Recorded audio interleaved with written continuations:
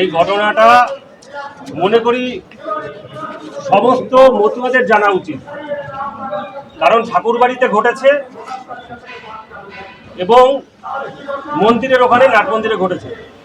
তো মতুয়াদের জানা উচিত এই কারণে, রাজনৈতিক কে কোন জায়গার দলের আছে সেটা রাজনৈতিক ব্যাপার হতে পারে, কিন্তু যে ব্যাপারটা হয়েছে সেটা মতুয়াদের ব্যাপার। কারণ এই ঠাকুরবাড়িটা সমগ্র মতুয়া সমাজের সমস্ত যারা মানুষ, যারা মতুয়া আছে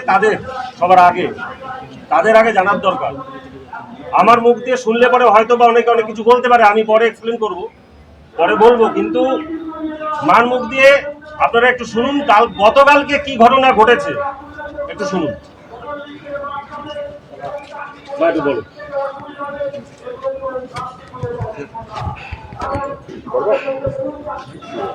নাট মন্দিরে যে এখন যে কাজগুলো হচ্ছে সেই কাজগুলো হচ্ছে আমি শুনতে পেরে বলছি কি, তাহলে যখন শান্তনুখানে কাজ করবে তাহলে ওরা দুই ভাই দুই জায়গায় দুই ভাই করবে, দুই সাইড।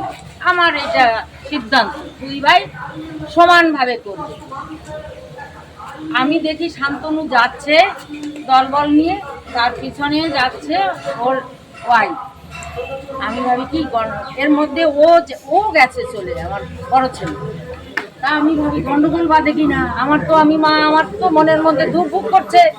আমি ছুটে গেছি, তাড়াতাড়ি ছুটে গিয়ে আমি বলছি শান্তনুকে, একদম ও বসা, আমি ওর সামনে গিয়ে বলছি, দেখ তোরা গন্ডগোল করিস না, আর যা করিস দুই ভাই তো সমান করে নে, দুইজনে দুই সাইড নে। সঙ্গে সঙ্গে আমাকে বলে, তুমি আসছো কেন এখানে, তোমার এখানে কি দরকার, গন্ডগোল বাজাতে আসছো?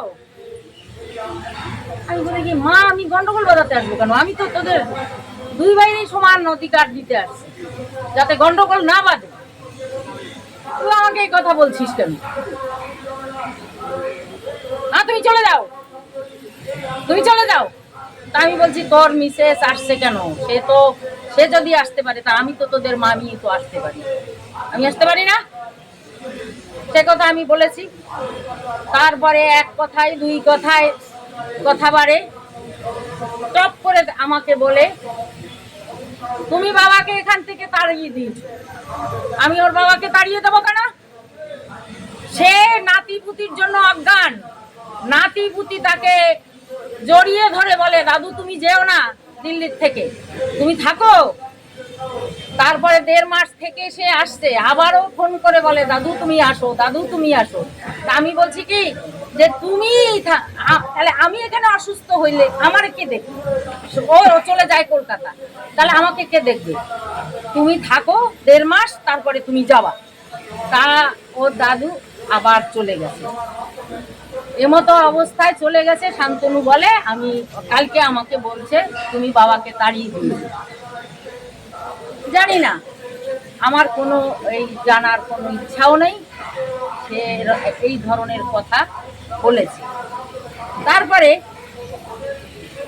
অনেক এ কথা সে কথা ধস্তাধস্তি, মানে আমাকে অনেক কিছু বলেছে। আমি বলি, মারবি মার, এই যে আমি দিছি পিঠ পেতে, মার আমাকে। বলে পাগল হয়ে গেছে, মাথা একদম গেছে, পাগল হয়ে গেছে। আমি অনেক এরকম তর্ক বিতর্ক হচ্ছে। ওই তন্ময় আর ওই রাজু, এই দুটো আমার এই বাড়িটাকে শেষ করছে, এই দুটো আমার এই সংসারে আগুন ধরাইছে। আমি বলছি, ছিলি তো জঙ্গলে, স্বর্ণখালির থেকে তুই আসছিস প্রথমে, এখন তুই রাজা হয়ে গেছিস, তুই সিংহর বাচ্চা হয়েছিস। আর ওই রাজু, ওই আর একটা শয়তান, এই দুটো মিলে আমার সংসারটারে ধ্বংস করছে। আমি বলছি, এর একটা বিহিত হওয়া দরকার। দুই ভাই হাতাহাতির জোগাড়। আমি তখন ভয়তে, আমি কোথায় যাব, কার সাপোর্ট পাবো? আমি তাড়াতাড়ি মমতার কাছে চলে গেছি। আমি বলি, বড়দি তুমি বলো, যে তোমার সাথে তো আমার কোনো গন্ডগোল নেই, তাই তুমি বলো যে শান্তনুর এই সুব্রতর অধিকার এই বাড়িতে আছে কিনা।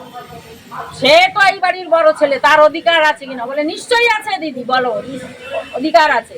সে বড় ছেলে, তার অধিকার থাকবে, কেন তার অধিকার থাকবে না?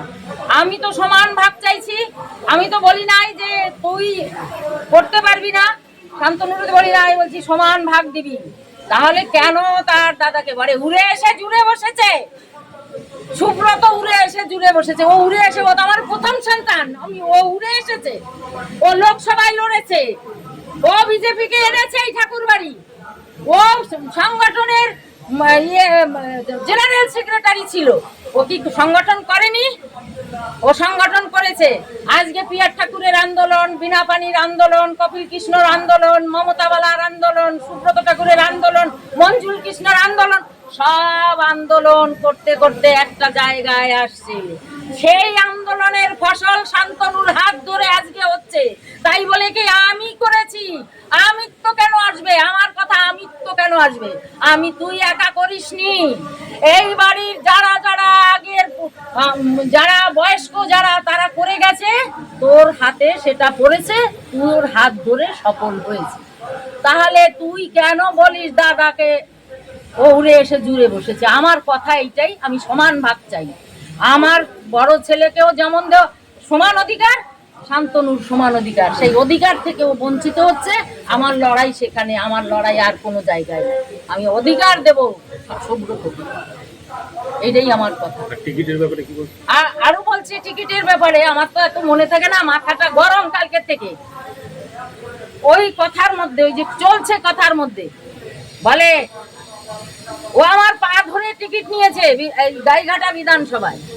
আমি টিকিটটা তো ক্ষমাকে দিতাম, ক্ষমার টিকিটটা ওকে দিয়েছি, ও আমার পাও ধরে টিকিট নিয়েছে। আর বলছে যে ওই 2026-এ কি করে টিকিট পায় গাইঘাটা বিধানসভায়, আমি দেখে নেব কি করে ও টিকিট পায় 2026-এ গাইঘাটা বিধানসভায়, সেটা আমি দেখে নেব। আমি বলিস না, ওকে দিস না টিকিটটা, সোমাকে দিস। আমি বলেছি, যেটা বলেছি আমি সেটা সত্যি কথা বললাম। বলে ওকে দেয়া লাগবে না, তুই সোমাকে দিস টিকিটটা। আর কি বলবো?